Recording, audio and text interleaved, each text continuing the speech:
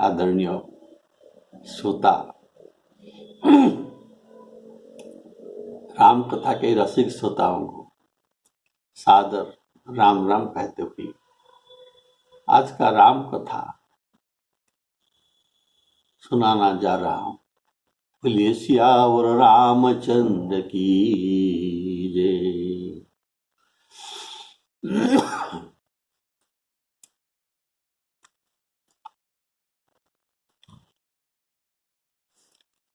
गुरु वशिष्ठ महाराज जी ने राज्यसभा बुलाए हैं। इनका उद्देश्य है राज्यसभा में भरत जी को राजी करा के उनको राज्यभार दे देना है। इसीलिए भरत शत्रुघ्न माताएं और बड़ा बड़े महाजन मंत्रियों सभी सभा में उपस्थित है।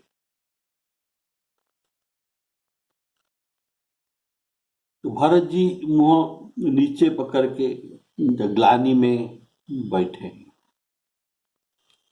वशिष्ठ जी उनको समझाते हैं, बेटा पिताजी के लिए सोच न कर। पिताजी तुम्हारे जैसे है, ये तो पहले न था, अब न है, न आगे ही होगा। जिनके राम लक्ष्मण भरत और शत्रुघ्न ऐसे पुत्र है, उनके लिए सोच करना उचित नहीं है। सोचनीय उनको होना चाहिए जो चारी बनने का बात कहे और सोचनीय स्त्री का बात कहे। अभी ये कहते हैं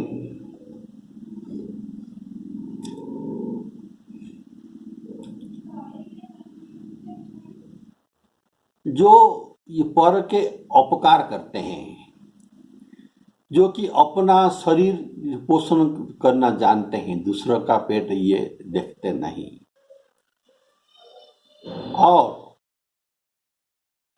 सब प्रकार से शोचनीय वही है जो छल छोड़कर हरिजन नहीं हो जाता।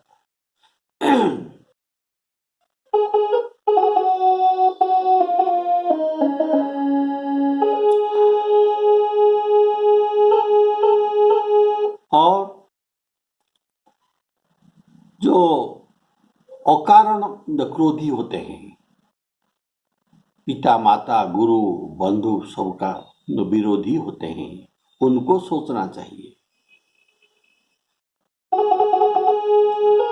सोचियपि सुन कारण क्रोधी, जननी जनक गुर बंधु विरोधी।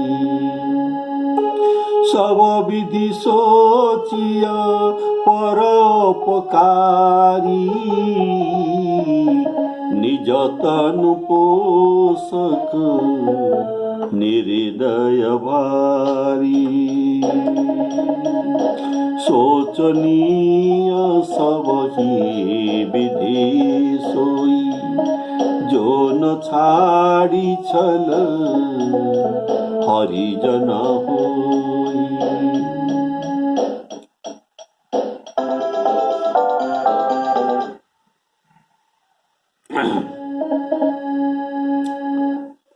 सोचियपि सुन कारण क्रोधी, इसका भाव है अत्यंत कोप कटुकाच वाणी,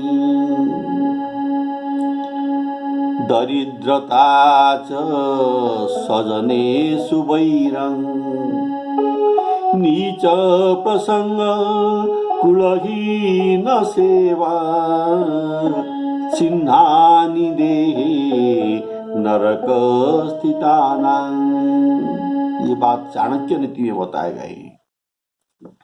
अर्थात पाप का मूल क्रोध है, कारण क्रोध के वशीभूत होकर लोग अनुचित कार्य करते हैं, जिसके वे सबके प्रतिकूल चलते हैं, विश्व के प्रतिकूल हो जाते हैं।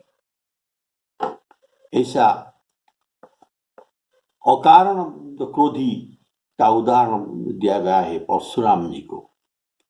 जनक सभा में परशुराम जी का जो क्रोध ये अकारण है, इसीलिए लक्ष्मण जी उनको बताना मारते हैं, हे मुनि आप इतना क्रोध करते हैं, क्रोध पाप कर मूल है, पाप का जड़ क्रोध है, जिसके वशभूत होकर लोग बहुत कुछ अनुचित काम कर देते हैं। लखन कहे हसी सुनहु मुनि, क्रोध पाप कर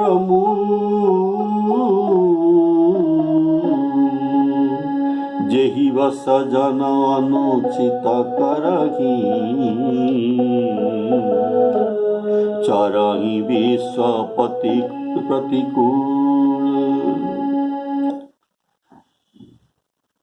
यहाँ यदि परशुराम अकारण क्रोधी ये भगवान के अवतार होने पर भी उनके आचरण जैसे वे पिता के आज्ञा से मातृहत्या ये जो करते हैं, ऐसा परशुराम जी के आचरण थे। पिता की आज्ञा से ये मातृहत्या कर दिया है,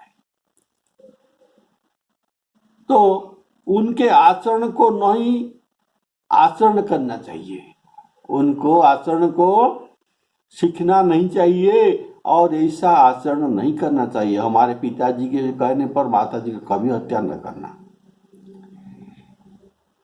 ईश्वर के ये तो ईश्वर कोटि के थे, ईश्वर के अवतार थे जो परशुराम जी।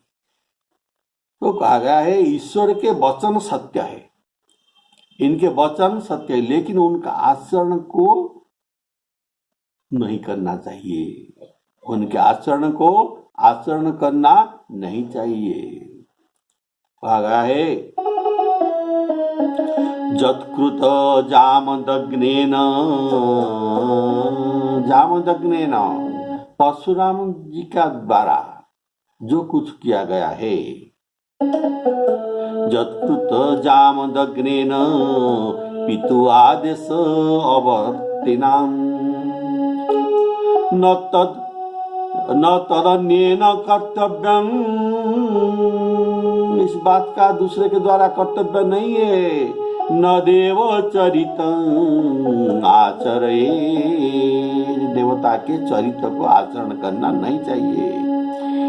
ईश्वराणां वचः सत्यं तथैव आचरत कच्चित्, इनके आचरण करना नहीं चाहिए। तो जो न छाड़ी छल हरिजन होई, अर्थात परम धर्म क्या है? हरिभक्ति है परम धर्म। भगवान कहते हैं कि सर्वधर्मान परित्यज्य मामेकं शरणं व्रज, इसलिए सभी भगवान के शरण में जाना चाहिए।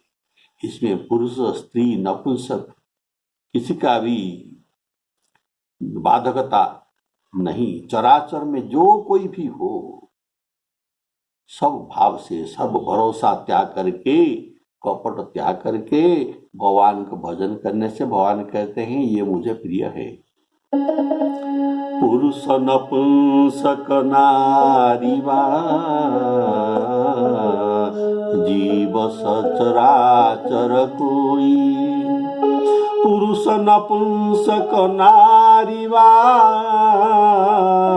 जीव चराचर कोई, सर्वभाव भज कपट तजी मोहि परम प्रिय सोई,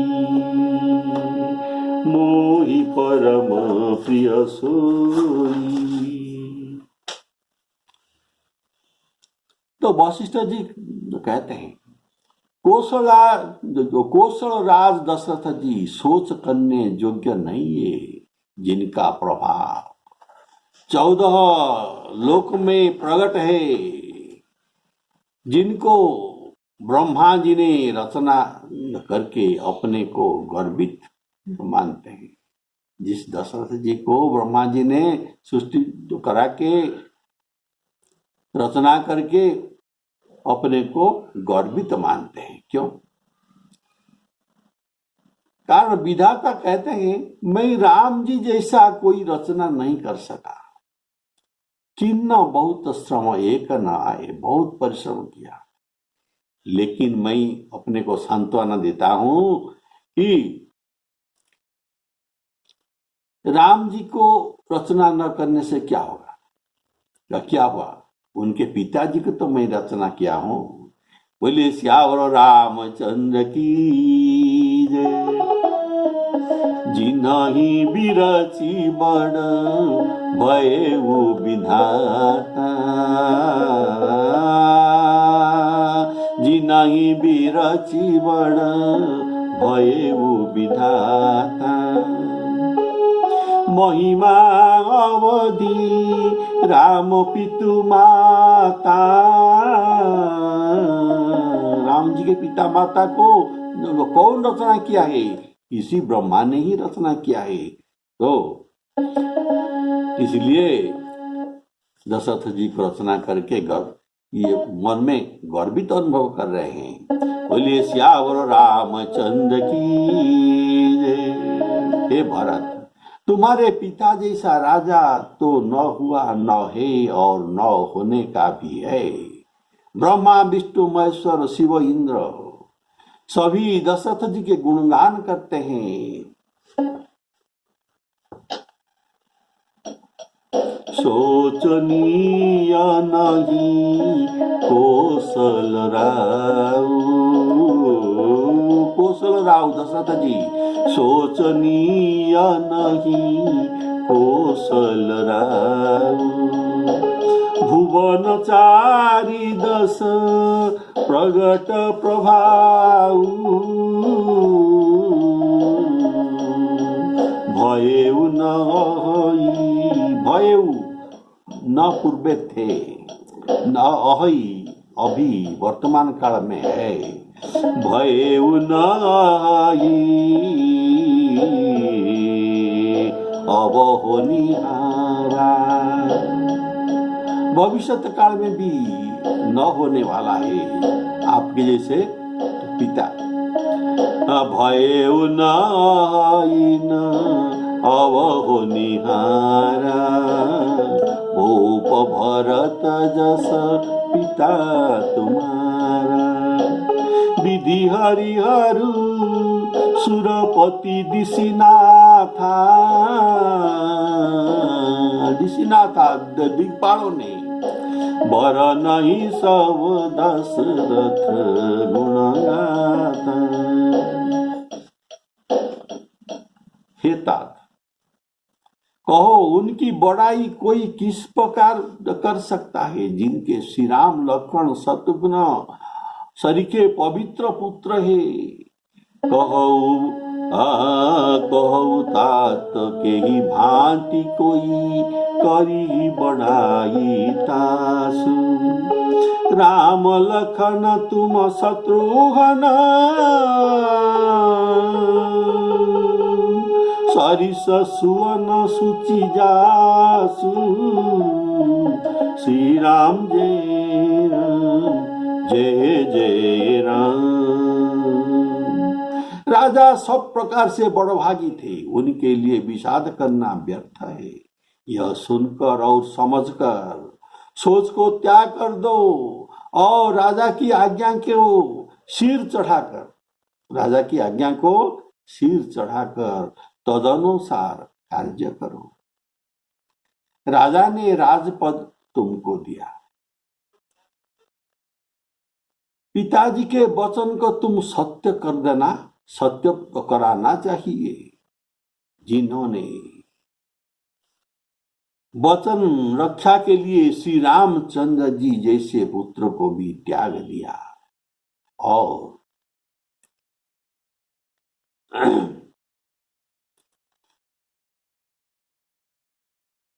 बोले श्यावर रामचंद्र की। और राम जी के विरह में अपने शरीर का प्रिय प्राण को भी त्याग दिया और शरीर को आहुति दे दिया।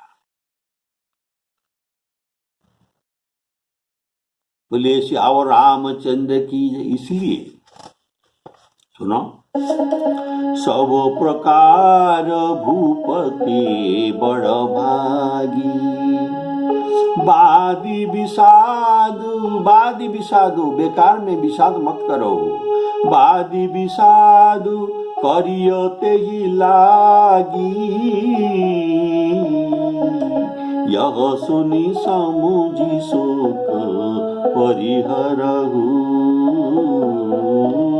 शिरधरि पितु शिरधरि राज रजाय सुकरहु। राय राज पदु तुम कहूँ दीना,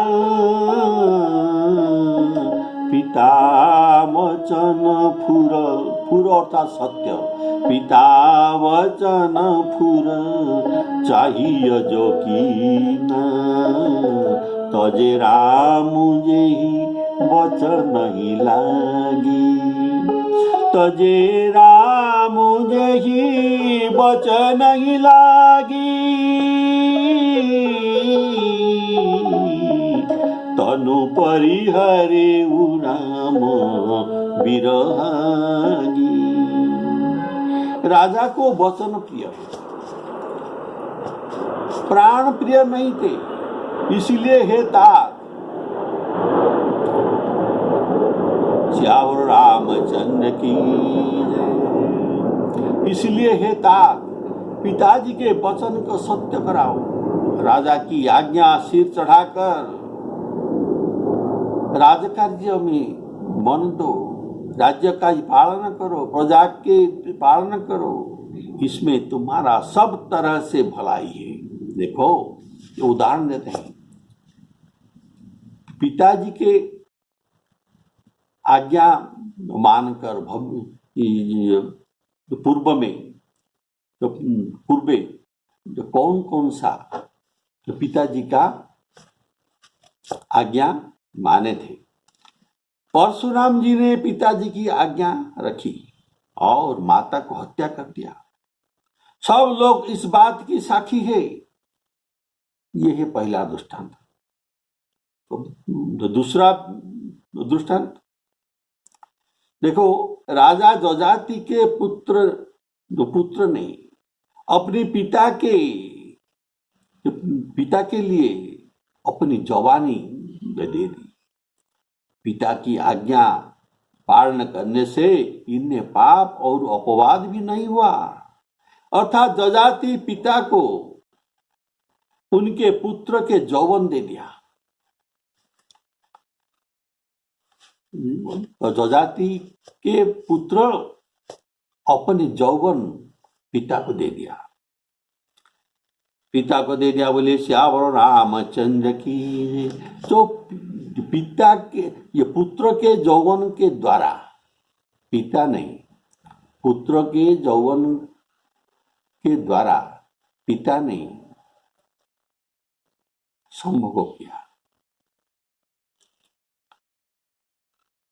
तो अपने पत्नियों को संभोग किया।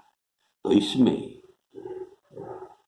पुत्रों को मातृगमन दोष नहीं लगता। यद्यपि इनका यौवन के द्वारा पिता ने इनके माताओं का संभोग किया, तथापि इनको मातृगमन दोष नहीं लगा। और परशुराम जी को मातृहत्या के दोष और पाप भी नहीं लगा था। उनकी अजस भी नहीं हुआ है। तो बिना पाप के अजस नहीं होता। बिनु अजस की पावई कोई, इसलिए इनका पाप नहीं कि अजस भी नहीं।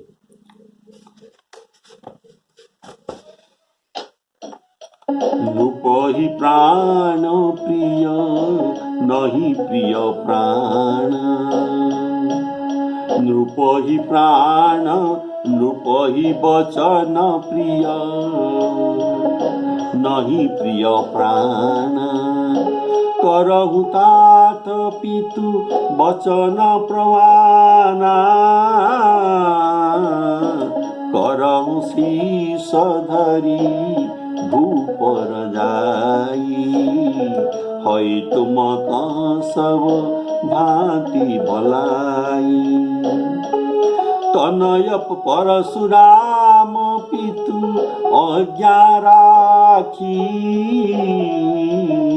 मारी मातु लोक सब साखी, तनय जजाति जौवन देव।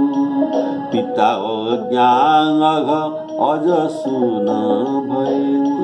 ऐसे वशिष्ठ जी महाराज भरत जी को समझाते हैं, पिताजी का आज्ञा पालन करने में सभी का भलाई ही हुआ है।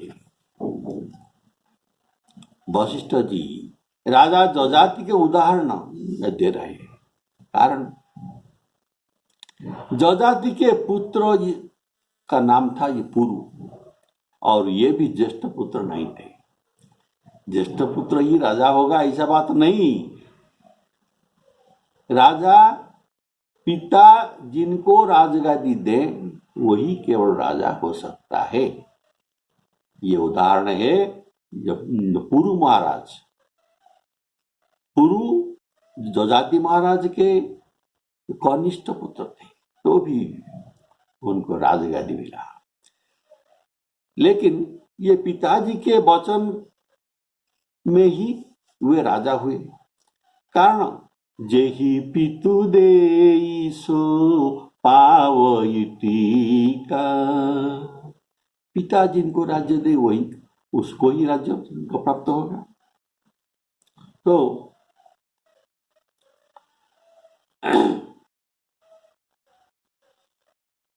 पहले और वशिष्ठ जी कहते हैं, ऐसे तुम भी ज्येष्ठ भी नहीं हो, फिर भी पिताजी के वचन के द्वारा तुम राजा भी हो सकते हैं, इसमें कुछ भी दोष नहीं है। तो पहले परशुराम जी के उदाहरण दिए। इससे भरत जी सोच सकते हैं कि ये तो ईश्वर है। न देव चरित आचरित, देवता के चरित्र तो आचरण करना नहीं चाहिए, तो मैं कैसे करूं? इसीलिए वशिष्ठ जी चालाकी में दूसरा उदाहरण भी देते हैं। इसीलिए वशिष्ठ जी ने उदाहरण देते हैं कि गुरु वशिष्ठ जी अभी राजा दशरथ के लिए वकील काम कर रहे हैं, एडवोकेट। इसलिए ये जजाति का उदाहरण दे रहे हैं। उनके कनिष्ठ पुत्र राजा हुए थे। तो राजा दशरथ जी के तरफ से वशिष्ठ जी वकीलाती कर रहे हैं।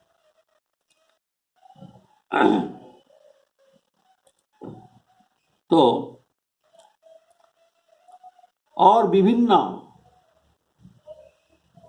तो कोर्ट का विभिन्न, जैसे वकील विभिन्न कोर्ट का प्रमाण देता है, वैसे वशिष्ठ जी भी विभिन्न दृष्टांत देकर कोर्ट में प्रमाण पेश करते हैं। वैसे वशिष्ठ जी भी यहाँ विभिन्न प्रमाण उदाहरण देते हैं। इसीलिए जो अनुचित और उचित का विचार त्याग कर पिताजी के वचन को पालन करते हैं, वे सुख और सुजस के पात्र होकर अंत में इंद्रपुरी अर्थात स्वर्ग में निवास करते हैं। बोलिए श्यावर रामचंद्र की जय। राजा का वचन अवश्य सत्य करे, राजा का वचन अवश्य सत्य करे, वशिष्ठ जी ने कह रहे हैं भरत को। और शोक त्याग कर दो और प्रजा का पालन करो, ऐसा करने से स्वर्ग में राजा संतोष पाएंगे। तुमको पुण्य मिलेगा और सुंदर जस भी मिलेगा। यह वेदों में प्रसिद्ध है और स्मृति पुराण आदि सब शास्त्र के द्वारा सम्मति है। बोलिए श्यावर रामचंद्र की जय। सभी शास्त्रों का सम्मति है कि पिता जिसको राज्य दे वही राज तिलक पाता है। इसीलिए तुम राज्य करो, ग्लानि का त्याग कर दो, मेरे वचन को हित मान कर मान जाओ।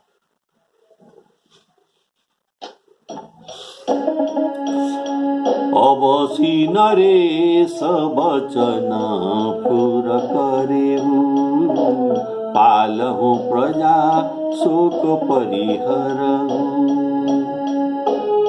सुरपुर नृप पाई परितोषु, तुम कहूँ सुकृत सुजस नहीं दोषु। वेद विदित सम्मत सबही का, जेहि पितु देसो पावहि टीका। करहु राजु परिहरहु गलानी, मानहु मोर वचन हित जानी। अवसी पितु आयसु अनुसरहु। इसका भाव है पिताजी के आदेश को पालन करना सब धर्मों में श्रेष्ठ है। पितु आयस सब धर्म का टीका, टीका अर्थात श्रेष्ठ है। वशिष्ठ जी के भाषण में दो मतलब था। ये वशिष्ठ जी के भाषण में दो मतलब था। पहला मतलब दशरथ जी के वचन रक्षा के लिए उनको ओकिलाती करना, दशरथ जी को जिताना, उनके वचन को पालन करावेना। तो भरत जी के लिए ये दूसरी मतलब है कि भरत जी के लिए यह परीक्षा भी हो जाएगा। अगर कैकेयी के मत में यदि वह राजी हो जाएंगे तब राज्य आग्रह से ग्रहण करेंगे। अगर इनका मत कैकेयी के साथ है तो आग्रह के साथ ये राज्य ग्रहण कर लेंगे। तो वशिष्ठ जी चित्रकूट में भी भरत जी को ऐसा परीक्षा किया था। ये वशिष्ठ जी ने कहते, मैं संकुचित होकर एक बात तुमको बताता हूं। राम जी कैसे वापिस आएंगे? देखो, तुम दो भाई भरत शत्रुघ्न राजा के वचन को मानकर वन में रहो 14 वर्ष के लिए, और सीताराम लखन वापिस अयोध्या आ जाएंगे। ये बात सुनकर भरत जी इतना खुश हो गए। पहले वो कहते हैं, हे गुरु महाराज, आप अपनी वचन को सत्य कर दीजिए। मैं कानन में जन्म भर आजीवन वास करने के लिए राजी हूं। आप सीताराम जी को लौटा लीजिए।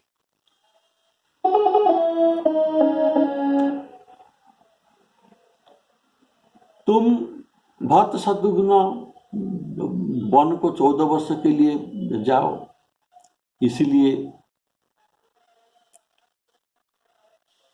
तुम सीताराम जी के सानिध्य में नहीं रह सकोगे, इसीलिए तुमको आधा लाभ मिलेगा। लेकिन अभी आधा लाभ क्या है? सीताराम जी को सुख मिलेगा, ये तुम्हारे लिए आधा लाभ है। लेकिन अभी तो तुम्हारे ये पूरा लाभ मूल धन चला जा रहा है। इसलिए सीताराम जी को वापस लाओ और तुम दोनों भाई वन को जाओ। सकुचऊ तात कहत एक बात, अरधत जही बुध सरवस जाता। ऐसा भी शास्त्र कहा गया है। अरधत सर्वनाश समुत्पन्ने अर्धं त्यजति पंडिता, और आधे में अपना कार्य को संपादन करते हैं। सकुचऊ तात कहत एक बात, अरधत जही बुध सरवस जाता। लेकिन इस परीक्षा में भरत जी ऐसे उत्तर देते हैं कि परीक्षक वशिष्ठ जी फेल होकर निरुत्तर हो जाते हैं। भरत जी कहते हैं, जो पुर कहु त नाथ निज कीजिय वचन प्रमाण, कानन कराऊं जन्म भरिवासु, एही ते अधिकन मोरो सुपासु। तो वशिष्ठ जी के बात को सुनकर राज तिलक ग्रहण करने में श्री राम और जानकी सुख पाएंगे, और कोई पंडित भी उसे अनुचित नहीं कहेंगे। इसलिए राजा हो, राम सीता भी खुशी होंगे, पंडित भी अनुचित नहीं कहेंगे। कौशल्या आदि तुम्हारे सभी माताएं ये प्रजा को सुखी देखने से वे भी वो सुखी हो सकते हैं। और जो तुम्हारे और श्री रामचंद्र जी का श्रेष्ठ संबंध को जान लेगा, वह सभी प्रकार से तुम्हें भला ही मानेंगे। श्री रामचंद्र जी के आने पर उनको राज्य वापिस सौंप देना। कितना बढ़िया बात मैं कहता हूं। और स्नेह से उनके सेवा भी करना। गुरु जी के ये वचन सुनकर सभी लोग बहुत खुश होते हैं। बोले श्यावर रामचंद्र की जय।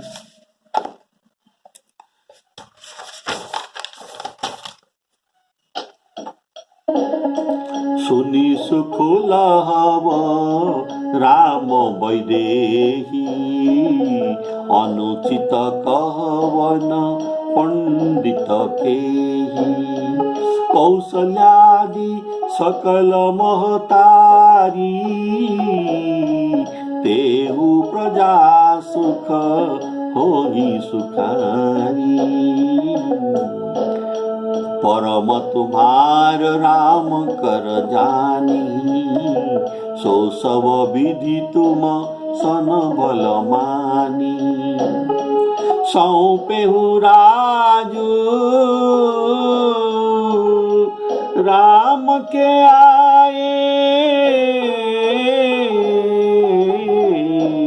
सेवा करेहु स्नेह सुभाए।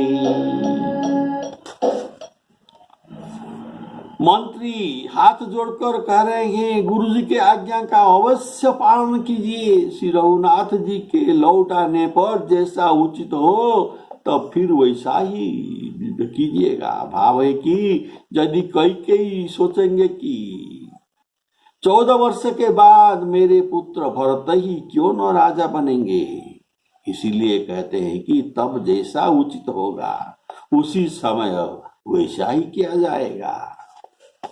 कीजिय गुरु आय सुबहुरी, कहीं सचिव कर जोरी, रघुपति आए उचित जस,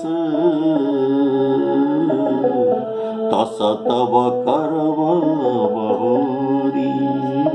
श्री राम जय राम जय जय राम। श्री सीताराम अर्पणमस्तु।